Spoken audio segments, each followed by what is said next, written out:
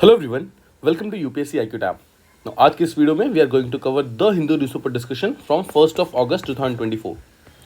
सबसे पहले जो सबसे इंपॉर्टेंट न्यूज़ है that is about Israel and Hamas का जो वॉर चल रहा है, उसके बीच में जो हमास के लीडर है दैट इज़ हनैया, इस्माइल हनैया, उनकी रिसेंटली डेथ हो गई है, मतलब कल उनको मार दिया गया है।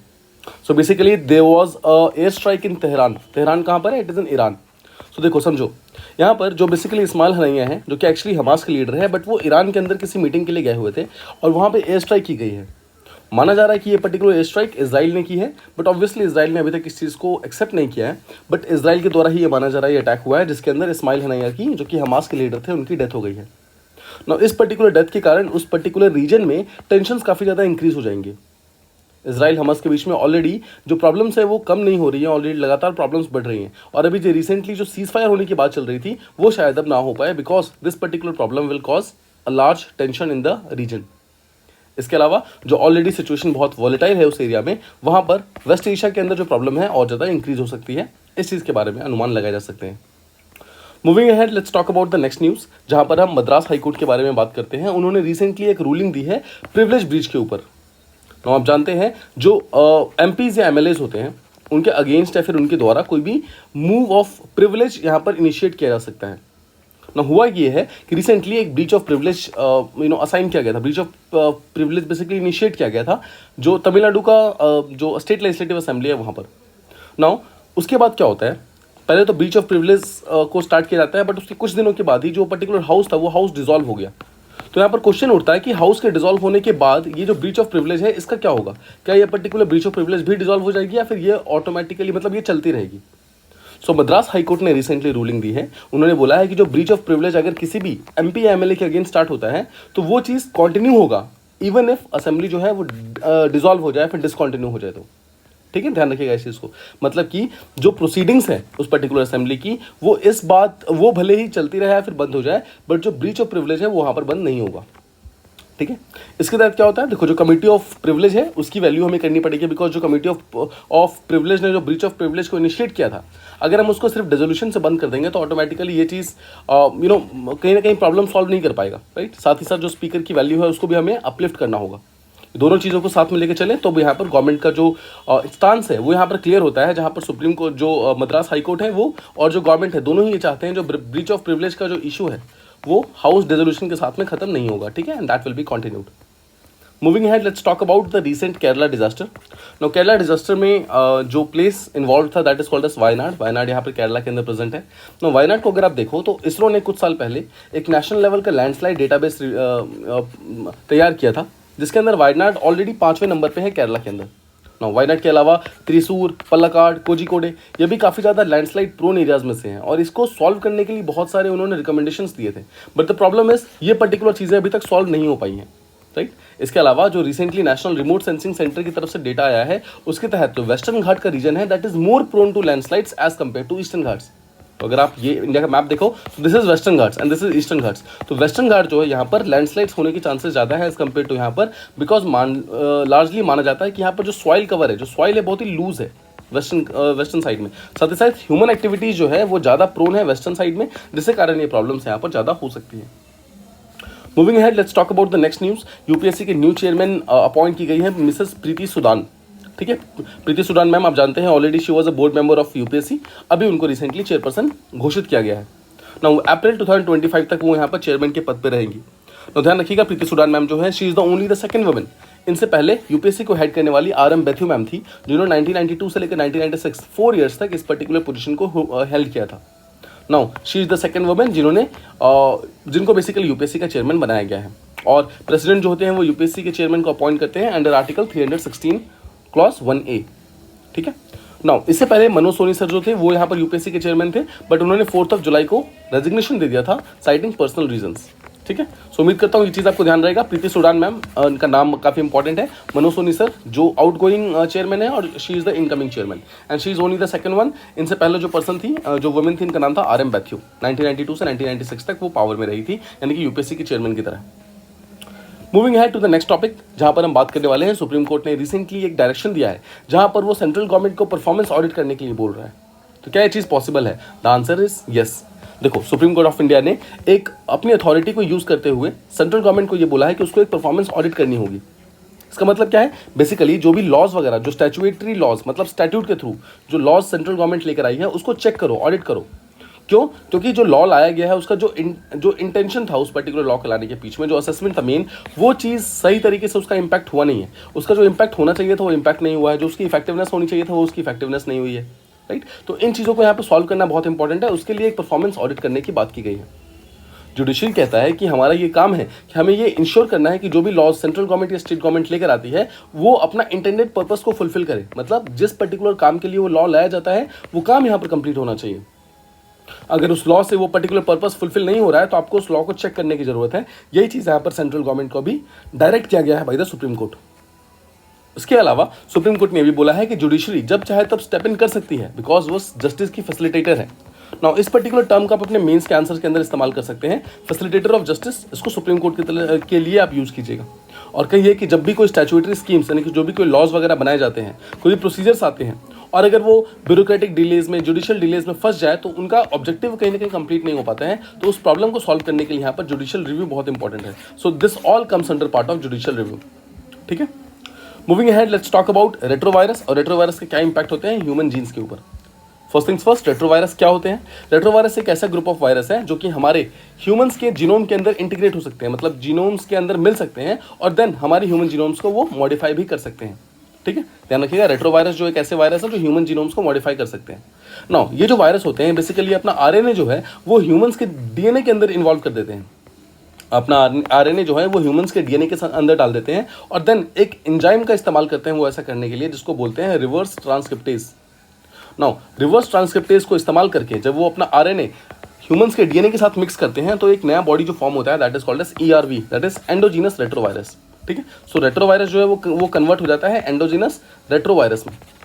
नाउ जो पहला ह्यूमन रेट्रोवायरस पाया गया था वो रॉबर्ट सी गैलो ने 1980 में पाया था।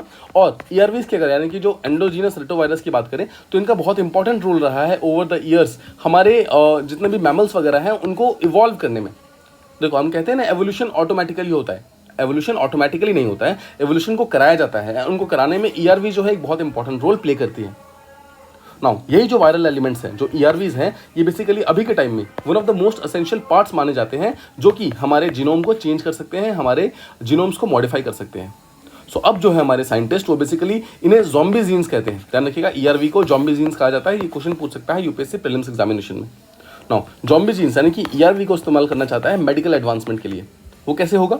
देखो हमारे डीएनए के साथ में जितने भी रेट्रोवायरस कनेक्टेड हैं, अगर हम उस रेट्रोवायरस के ऊपर कंट्रोल पा सकें तो उस रेट्रोवायरस के अंदर कुछ भी मॉडिफाई करके हम डायरेक्टली वो डीएनए मॉडिफाई कर सकते हैं। सो जो आप भी जब भी देखते हैं 3 पेरेंट बेबी के बारे में आप सुना होगा, डिजाइनर बेबीज के बारे में आपने सुना होगा, ये सब चीज़ें क्या है? ये सब डायरेक्टली डीएनए के अंदर ऑल्टरकेशन करती है। सो अगर हमें डीएनए के अंदर ऑल्टरकेशन करने की जरूरत ही ना पड़े, अगर हम डायरेक्टली रेट्रोवायरस में ऑल्टरकेशन यानी कि चेंजेस करके डायरेक्टली डीएनए के अंदर उसका इंटेंडेड रिजल्ट अगर मिल जाए हमें, तो प्रॉब्लम सॉल्व हो जाएगी, राइट। हमारे पास डीएनए को करने के लिए जितने भी टेक्नोलॉजीज हैं वो और बेटर करनी है हमें, राइट। सो वो टेक्नोलॉजी बेटर करने के लिए एक बहुत इंपॉर्टेंट पार्ट यहाँ पर रेट्रोवायरस की तरह हो सकता है। उम्मीद करता हूँ ये चीज़ आपको प्रॉपर्ली समझ आ गई, ईआरवी पता चल गया और ईआरवी की इंपॉर्टेंट चीज़ें पता चल गई। Moving ahead, let's talk about climate change का क्या इंपैक्ट रहा है हमारे ओलंपिक्स के ऊपर। ओलंपिक्स 2024 में पेरिस यानी कि फ्रांस में हो रहा है और यहाँ पर बेसिकली क्लाइमेट चेंज का एक बहुत बड़ा इंपैक्ट देखा गया है, स्पेशली स्विमिंग के इवेंट में। देखो स्विमिंग का इवेंट जो है वो ट्रायथलॉन का पार्ट होता है। ट्रायथलॉन में 3 चीज़ें होती हैं, एक रनिंग होती है, ठीक है, साइकिलिंग होती है और स्विमिंग होती है। इसे ट्रायथलॉन कहते हैं। 3 स्पोर्ट्स का एक सिंगल इवेंट होता है। नाउ फ्रांस के अंदर यानी कि पेरिस के अंदर एक बहुत इंपॉर्टेंट रिवर है सीन रिवर। इस सीन रिवर के अंदर ये ट्रायथलॉन स्टार्ट होना था, जहाँ पर स्विमिंग पहला कॉम्पिटिशन होता है। लेकिन इस पर्टिकुलर इवेंट को यहाँ पर कहीं ना कहीं पोस्टपोन करना पड़ा। ऐसा क्यों? बिकॉज हैवी रेन्स वहाँ पे हो रहे थे, क्लाइमेट चेंज के कारण बारिश बहुत तेज हो रही थी और उसके कारण उस पर्टिकुलर नदी का जो पानी है वो जरूरत से ज़्यादा पानी भर गया था उसके अंदर और पानी की स्पीड बहुत ज़्यादा थी। नाउ ये चीज़ होने के कारण उस पानी के अंदर काफ़ी सारे बैक्टीरिया के लेवल्स भी इंक्रीज हो गए थे, जिससे कारण ये पर्टिकुलर इवेंट नहीं हो सकता था बिकॉज वो पानी साफ नहीं था। इसके कारण जैसा मैंने आपको बताया मेंस का रेस जो उसको पोस्टपोन कर दिया गया, यहाँ तक कि जितने टेस्टिंग इवेंट्स वगैरह होने थे उन सबको भी कैंसिल कर दिया गया था उस पर्टिकुलर वाटर्स में। नाउ जिस दिन वो इवेंट होना था उससे कुछ दिनों पहले ही फाइनल अप्रूवल आया, तब जाकर ये पर्टिकुलर इवेंट हो पाया, नहीं तो शायद इस इवेंट को ही कैंसिल करना पड़ जाता। नाउ अगर आप पेरिस की बात करें तो पेरिस में जो सीवर सिस्टम है वो कंबाइंड सीवर सिस्टम है, जिसमें वेस्ट वाटर यानी कि जो गटर का पानी होता है वो और जो स्टॉर्म वाटर यानी कि जो बेसिकली बारिश का पानी है वो दोनों एक ही पर्टिकुलर नाले से निकलता है और उसके कारण जब भी हैवी रेन्स होते हैं यानी कि स्टॉर्म वाटर जब इंक्रीज हो जाता है तो वहाँ पर वेस्ट वाटर भी स्टॉर्म वाटर के साथ में ओवरफ्लो करने लगता है और वो रास्ते पे आ जाता है। नाउ अगर आप यहाँ पर कंपेयर कर सकते हैं तो same problem is being faced by Delhi right now. जो करोल बाग में जितना इशू चल रहा है, जितना ओआरएन में इशू चल रहा है, this is the same issue यहाँ पर। सेम यही चीज़ हो रहा है कि we have a combined sewer system in Delhi, जिसके कारण वेस्ट वाटर और स्टॉर्म वाटर दोनों ही सिंगली जो ड्रेन्स होते हैं वही उसको हैंडल करते हैं, और जब भी भारी बारिश होती है तो वो ओवरफ्लो होने लग जाता है। Same thing is being seen by Delhi, और दिल्ली में इसी पर्टिकुलर चीज़ के कारण अनफॉर्चुनेट इंसिडेंट हुआ जिसमें अंदर 3 यूपीएससी एस्पिरेंट्स की यहाँ पर डेथ हो गई रिसेंटली। ठीक है, सो उम्मीद करता हूँ इस चीज़ को आप डायरेक्टली यहाँ पर कनेक्ट कर पाएंगे, एंड आपको समझना होगा कि how these things work out not just at the local level but at a global level. अब देखो यहाँ पर आर्टिकल के अंदर एक सजेशन भी दिया हुआ है कि जितने भी सिटीज़ हैं पूरे वर्ल्ड में, स्पेशली जो बड़े बड़े इवेंट्स को हेल्ड करती हैं, जैसे अभी ओलंपिक्स हो रहा है तो एक बहुत बड़ा इवेंट है ना, इनको क्लाइमेट थ्रेट्स को और ज़्यादा सीरियसली लेने की जरूरत है। बिकॉज कहीं ना कहीं पेरिस ने इस चीज़ को फॉर ग्रांटेड ले लिया था कि अगर कुछ हैवी रेन्स होगा तो हम उसको संभाल लेंगे, बट अभी जब हैवी रेन्स हुआ है तो उसको संभाल नहीं पा रहे हैं। एक proper planning, proper infra development की जरूरत है सो दैट क्लाइमेट चेंज से हम कहीं ना कहीं फाइट कर सकें। Moving ahead, let's talk about the next news, जहाँ पर हम स्मॉल मॉड्यूलर रिएक्टर्स के बारे में बात करने वाले हैं। इंडिया रिसेंटली एसएमआर्स के ऊपर काफ़ी ज़्यादा फोकस कर रहा है। देखो इंडियन गवर्नमेंट ने ये रिसेंटली डिसाइड किया है कि हम प्राइवेट सेक्टर के साथ मिलकर के एसएमआर यानी कि स्मॉल मॉड्यूलर रिएक्टर को टेस्ट करेंगे और उसको स्टडी करेंगे, बिकॉज वो एक पोटेंशियल सॉल्यूशन हो सकता है अगर हमें आगे जाकर न्यूक्लियर एनर्जी प्रोडक्शन को और ज़्यादा बढ़ाना है इंडिया में। तो फर्स्ट थिंग्स फर्स्ट, एसएमआर क्या होते हैं? देखो जो नॉर्मल आपने न्यूक्लियर रिएक्टर्स देखे होंगे ना, उसी का जो स्मॉलर वर्जन है उसी को एसएमआर्स कहते हैं। ठीक है, so it is nothing but actually it is a smaller part of modular reactors, so small modular reactors. Now देखो इनकी जो ओवरऑल कैपेसिटी होती है वो 10 मेगावाट से लेकर के 300 मेगावाट्स तक होती है। तो अगर आप नॉर्मल जो बेसिकली मॉड्यूलर रिएक्टर्स होते हैं उनकी मिनिमम कैपेसिटी 600 मेगावाट की होती है, बट यहाँ पर देखो 10 मेगावाट से 300 मेगावाट की जो कैपेसिटी वाले न्यूक्लियर रिएक्टर्स होंगे उनको कहीं ना कहीं स्मॉल वर्जन बोला जाएगा इस चीज़ का। ना ये ज़्यादा सेफ होते हैं, ज़्यादा मॉड्यूलर होते हैं और कॉस्ट इफेक्टिव होते हैं। ऐसा क्यों? बिकॉज ऑब्वियसली देखो इसको बनाने में कम पैसा लगता है, कम कैपिटल चाहिए होता है, मॉड्यूलर है तो आसानी से अपना सारा का सारा काम भी करते हैं और कॉस्ट इफेक्टिव भी है, राइट। तो जितने भी लार्ज न्यूक्लियर रिएक्टर में प्रॉब्लम्स हैं वो सब के सब तीनों प्रॉब्लम को यहाँ पर छोटे छोटे मॉड्यूलर रिएक्टर सॉल्व कर सकते हैं। नाउ लेट्स अंडरस्टैंड कि एग्जैक्टली न्यूक्लियर एनर्जी का रोल क्या है। देखो न्यूक्लियर एनर्जी एक बहुत ही क्रिटिकल कंपोनेंट है हमारे ग्लोबल एनर्जी का, वो भी तब जब हम अभी सस्टेनेबल एनर्जी की तरफ आगे बढ़ना चाह रहे हैं। अब यहाँ पर हम मिक्स ऑफ एनर्जी यानी कि जो ऐसी एनर्जी जो कि फॉसिल फ्यूल्स के थ्रू ना आ रही हो उसकी तरफ हम आगे बढ़ रहे हैं, तो वहाँ पर न्यूक्लियर एनर्जी एक बहुत इंपॉर्टेंट रोल प्ले करती है। यहाँ पर high and sustainable power output है, मतलब काफ़ी ज़्यादा पावर जनरेट करता है और काफ़ी कम कॉस्ट लगता है इसके अंदर, न्यूक्लियर एनर्जी के अंदर। तो इसीलिए हमें यहाँ पर एफर्ट्स डालने की जरूरत है न्यूक्लियर फ्यूल को और ज़्यादा बेटर करने के लिए, और ज़्यादा एडवांस बनाने के लिए, और ज़्यादा केपेबल बनाने के लिए, और साथ ही साथ उसको अफोर्डेबल बनाने के लिए। बिकॉज जो इसका कॉस्ट है, कॉस्ट सही नहीं है sir, cost is too high, और कॉस्ट हाई होने के कारण इसकी अफोर्डेबिलिटी कहीं ना कहीं खतरे में आ जाती है। अब देखो जो रिसेंटली फर्स्ट जनरेशन एसएमआर यानी कि स्मॉल मॉड्यूलर रिएक्टर बनाने की बात कर रहे हैं, उसके अंदर हम लो एनरिच्ड यूरेनियम को बनाने की बात कर रहे हैं। यूरेनियम जो कि ज़्यादा एनरिच ना हो उसको इस्तेमाल करेंगे, जिससे वेस्ट भी ज़्यादा जनरेट नहीं होगा, और जितना वेस्ट जनरेट होगा उसको हम एग्जिस्टिंग टेक्नोलॉजी के साथ में ईजिली हैंडल कर सकते हैं। नाउ एक बहुत बड़ा चैलेंज जो स्मॉल मॉड्यूलर रिएक्टर को फेस करना होगा वो होगा प्रोलिफरेशन का।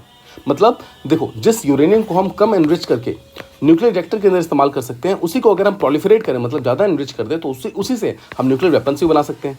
तो हमें बहुत ही आसानी, बहुत ही ध्यानपूर्वक इस चीज़ को करना होगा कि हम बेसिकली जितने भी अलग अलग टाइप के न्यूक्लियर फ्यूल्स हैं, जैसे कि देखो यहाँ पर हम बात कर रहे हैं यूरेनियम की, इसके अलावा अगर आप बात करें कहीं ना कहीं प्लूटोनियम की, इन सब चीज़ों को आप इस्तेमाल कर सकते हैं जो कि लो ग्रेड यूरेनियम है, फिर लो ग्रेड प्लूटोनियम है जो कि आगे जाकर न्यूक्लियर वेपन की तरह इस्तेमाल ना हो सके, मतलब उसे हम पीसफुल पर्पसेस के लिए इस्तेमाल कर रहे हैं तो वैसा ही इस्तेमाल हो।